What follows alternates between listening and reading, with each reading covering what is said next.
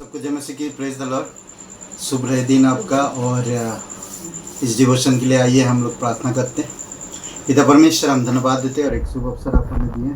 सारा आदर सारा महिमा आपको देते हैं प्रभु यीशु मसीह। धन्यवाद आपकी पवित्र लहू के लिए। धन्यवाद आपने जो बाइबल में सुसमाचार में जो टीचिंग किए हैं, जो दिखाएं, उससे बढ़कर कोई भी नहीं हो सकता।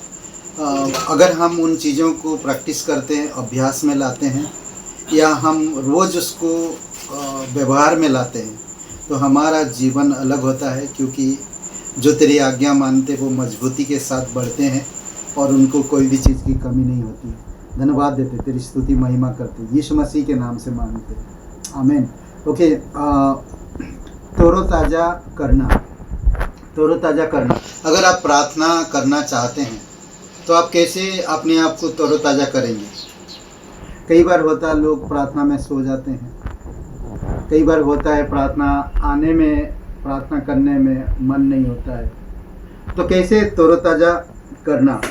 मत्ती का 6वां अध्याय और 5 से 8 वचन हम देखते हैं। प्रार्थना का जो टीच किया प्रभु यीशु मसीह, प्रार्थना को जो सिखाया कि इस तरह से तुम प्रार्थना किया करो, तो उससे पहले उन्होंने कुछ बातें कहा। उन बातों को हम लोग थोड़ा गौर से ध्यान देखेंगे। उससे पहले एसाया 58 और वचन 9 में, तब तू पुकारेगा और यहोवा उत्तर देगा। तू दुहाई देगा और वह कहेगा मैं यहाँ हूँ।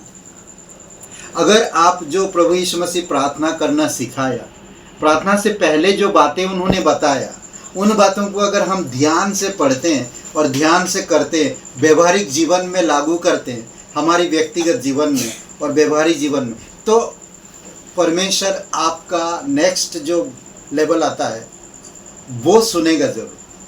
क्योंकि परमेश्वर हमारी अनसुना नहीं करता कोई भी चीज़, वो हमेशा सुनता है। तो इसलिए ज़रूरी है कि आपको मुझे समझना, मैं दिन में किसी भी समय परमेश्वर को बुला सकता है या पुकार सकता है या दुहाई दे सकता हूँ।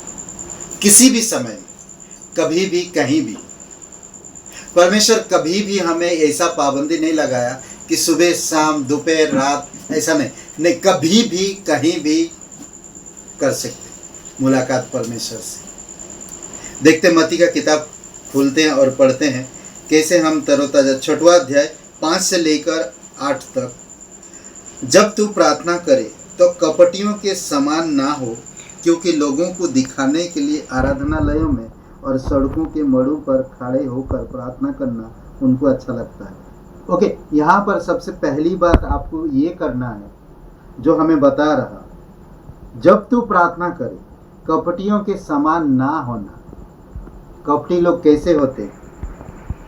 लोगों को दिखाने के लिए नहीं करना, सड़कों के मोड़ों पर प्रार्थना नहीं करना। ये बातें हमें समझने की ज़रूरत है। हाँ, आप 3-4 लोग हो, यीशु मसीह ने कहा 2 या 3 लोग जहाँ पर मेरे नाम से इकट्ठा होते, वो चर्च है, वो कलीसिया है, वो यीशु वहाँ पर मौजूद रहता है पूरे मन से ना, जब उसके नाम पर इकट्ठा होते। दूसरी बातें कहता है, हमें लोगों को दिखाने के लिए प्रार्थना नहीं करना और ना मुझे अच्छा लगने के लिए प्रार्थना करना। ये परमेश्वर की आज्ञा है। मुझे कपटियों की तरह नहीं करना, दूसरों को दिखाने के लिए प्रार्थना नहीं करना। मैं तुमसे सच कहता हूँ कि वे अपना प्रतिफल पा चुके हैं। अगर हम दूसरों को दिखाते हैं तो उनकी प्रतिफल वो पाएंगे। इसीलिए लोग आज बहुत बार मैं देखता हूँ प्रार्थना करने में कांपते हैं, थरथराते हैं। प्रार्थना एक ऐसा चीज है जो परमेश्वर के साथ आपके रिश्ते को मजबूत बनाता है। परमेश्वर के पास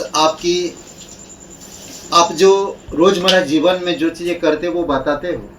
भले वैसे परमेश्वर को सब कुछ मालूम है, हम देखते हैं 8 वचन में, यहाँ पर सब कुछ पता है, मांगने से पहले उसको मालूम है, फिर भी प्रार्थना करने कहता।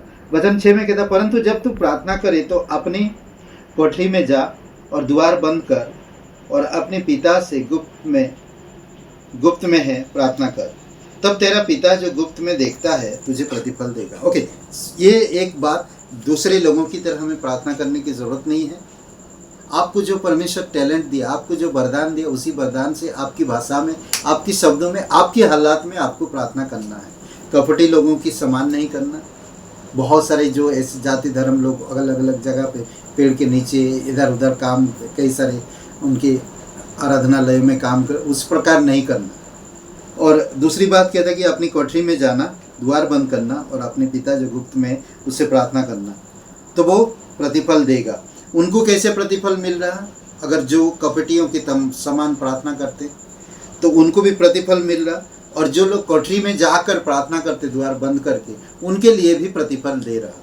फिर वचन 7 में कहता है, प्रार्थना करते समय अन्य जातियों के समान बकबक ना करे, क्योंकि वे समझते कि उनके बहुत बोलने से उनकी सुनी जाए। एग्जैक्टली उतना ही बोलिए जितना आपको ज़रूरत है।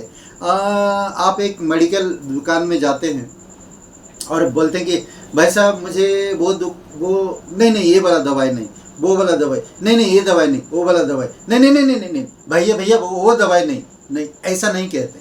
हम एग्जैक्टली जो दवाई लेने के लिए गए हैं उसी दवाई के नाम बताते हैं, और मेडिकल शॉप में जो होता है वही दवाई आपको निकाल के देता है। एग्जैक्टली हमारा परमेश्वर मेडिकल का स्रोत है। जो आपको ज़रूरत है वही आप बोलो और परमेश्वर आपका सुनेगा। अद्भुत बात है ये। और दूसरी बात कहता है, अन्य जातियों के साथ बहुत सारे बातें मत करो। अब बीमार हो और डॉक्टर के पास जाते हो और डॉक्टर को बोलते अरे डॉक्टर साहब क्या बताऊं, घर में ऐसा है वैसा है, काम में वैसा है, कुछ नहीं, कैसा बीमार पड़ा मुझे भी कुछ पता नहीं, बहुत काम होता। डॉक्टर बोलते बस बस बस बस, ये मैं तुम्हारे क्या बोल रहे हो, क्या दिखाने आए वो दिखाओ। बीमारी आप क्या प्रॉब्लम है वो दिखाओ, वो बताओ। कई बार हम ऐसा बहुत से बातें करते और बहुत सारे लोग ऐसे प्रार्थना करते हैं, बोलते जाते कोई मतलब नहीं, कोई अर्थ नहीं, कोई मतलब ही नहीं उनका। और देखिए यहाँ पर कहता, प्रार्थना करते समय अन्य जातियों के समान बकबक ना करें, क्योंकि वे समझते हैं कि उनके बहुत बोलने से उनकी सुनी जाएगी। बिल्कुल नहीं सुनी जाती। दूसरी बात 8 वचन में, इसीलिए तुम उनके समान ना बनो, क्योंकि तुम्हारी पिता तुम्हारी मांगने से पहले ही जानता है तुम्हारी क्या क्या जरूरत है।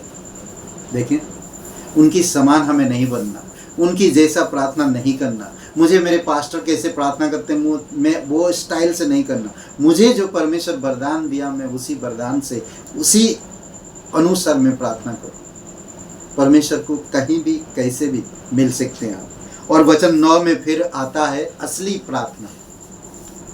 मैं आगे नहीं बोलूँगा, बस इतना अगर हम करते हैं तो असली प्रार्थना की ओर हमारा दिल और मन मुड़ जाएगा, और हम एग्जैक्टली जैसे परमेश्वर को चाहिए प्रार्थना वैसे हम प्रार्थना कर पाएंगे। आमीन। आइए प्रार्थना करते हैं। और एक मैं उदाहरण देना चाहता, कई बार होता है कुछ चीज़ें, स्मार्टफोन की ज़माना है आजकल ना, स्मार्टफोन और स्मार्ट टीवी, गाड़ियों में, सब चीज़ों में आजकल स्मार्ट है। कई बार ये सब चीज़ें भी हमें निराशा करते हैं, बहुत बार निराशा करते हैं। कई बार रिसेंट नहीं होता कुछ चीज़ें, कई बार हैंग हो जाता है। ये सारी चीज़ें स्मार्ट है, वो आपसे भी स्मार्ट देखते। स्मार्ट टीवी आपसे भी स्मार्ट हो सकता है, पर कई बार रिसेंट नहीं करेगी ना, वह रिसेंट नहीं होता। कई बार हैंग हो जाता, कई बार वो काम नहीं करता थोड़ी समय के लिए। ऐसे में आप निराश होते हैं। तो हमें ये सब चीज़ें कई बार निराश करता, पर यकीन मानिए परमेश्वर के इच्छा अनुसार, वचनों के अनुसार जब आप करते हैं तो आप तरोताज़ा होते हैं, और परमेश्वर कभी आपको क्या बोलते कि निराश नहीं करने देगा, आपकी हर एक बातें सुनेगा। लूका का 11 अध्याय 2-4 में भी आप पढ़िए, देखिए खूबसूरत बातें कहता है। मैं जस्ट पढ़ के सुनाना चाहता हूँ। 11 अध्याय लूका का और 2 से 4 वचन। उसने उनसे कहा, जब तू प्रार्थना करे तो कहो, हे पिता, तेरा नाम पवित्र माना जाए, तेरा राज्य आए, हमारी दिन भर की रोटी हर दिन हमें दिया कर, और हमारे पापों को क्षमा कर, क्योंकि हम भी अपने हर एक अपराधी को क्षमा करते हैं और हमें परीक्षा में ना लाए। अद्भुत बात है ना। जब हम शुरू की मत्ती की किताब में जब हम 5 से लेकर 8 तक हम वो वचन को सुनते हैं और अपने हर दिन का अभ्यास में लाते हैं और हम उसी तरह से करते हैं, तो हम अगली प्रार्थना को हम अच्छा से कर पाएंगे। मैं आई प्रार्थना करते हैं। पिता परमेश्वर, प्रभु यीशु मसीह, धन्यवाद देते हैं, हर एक छोटी से छोटी बातों को आपने सिखाया, समझाया और यकीन दिलाया। जो इंसान उसको आजमाता है और उस तरह से करता जिस तरह से आपने कहा, तो वो सफल होता है और वो अच्छा से प्रार्थना कर पाता है और उसकी प्रार्थना तुरंत सुनी जाती है। धन्यवाद देते प्रभु यीशु मसीह, जो आपके साथ कमिटमेंट रहते हैं, आपके वचन के प्रति, आपकी राज्य के प्रति, आपका भय रखते हैं, आपका आदर करते हैं। धन्यवाद देते हैं, तेरी स्तुति महिमा करते, प्रत्येक लोगों को आप अभिषेक करो, यीशु मसीह के नाम से मांगते हैं, आमीन। हे ब्रदर एंड सिस्टर, सबको जय मसीह की। Praise the Lord. शुभ दिन आपका। आमीन।